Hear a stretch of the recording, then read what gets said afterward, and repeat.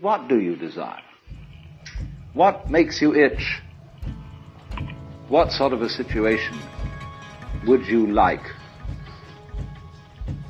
Let's suppose, I do this often in vocational guidance of students.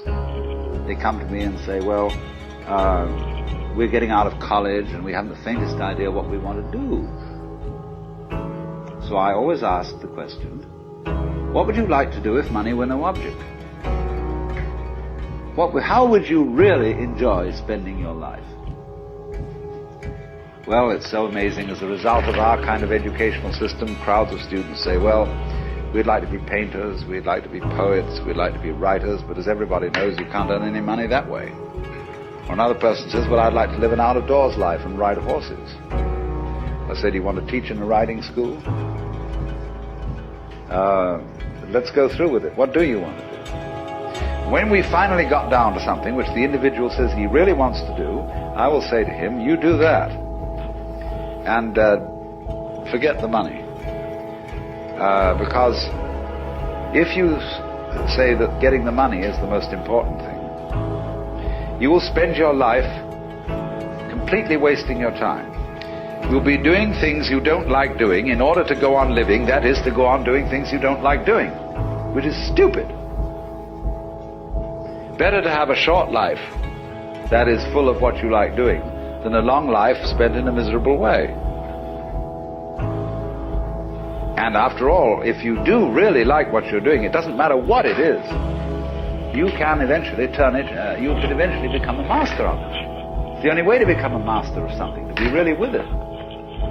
And then you'll be able to get a good fee for whatever it is. So don't worry too much. Somebody's interested in everything. And anything you can be interested in, you'll find others who are. But it's absolutely stupid to spend your time doing things you don't like in order to go on spending things you don't like and doing things you don't like, and to teach your children to follow in the same track.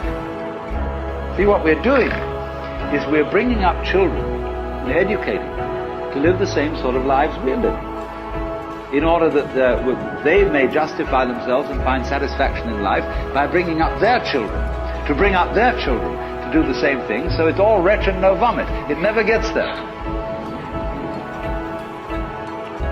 And so, therefore, it's so important to consider this question, what do I desire?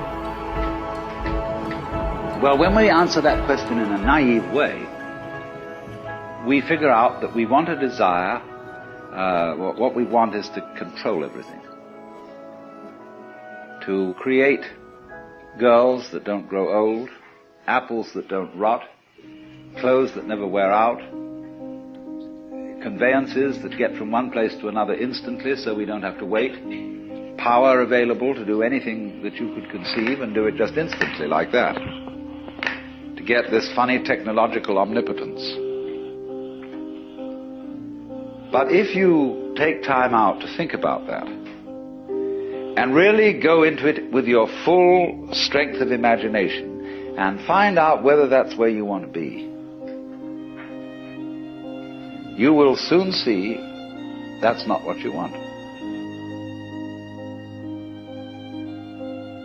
Because the moment you have a situation where you are really in control of things, that is to say, in which the future is almost completely predictable.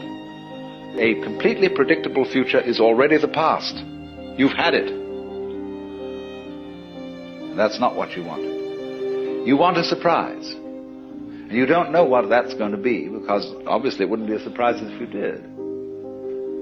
You want a pleasant surprise. But like you say, what sort of a surprise would be pleasant? And you can't really answer that.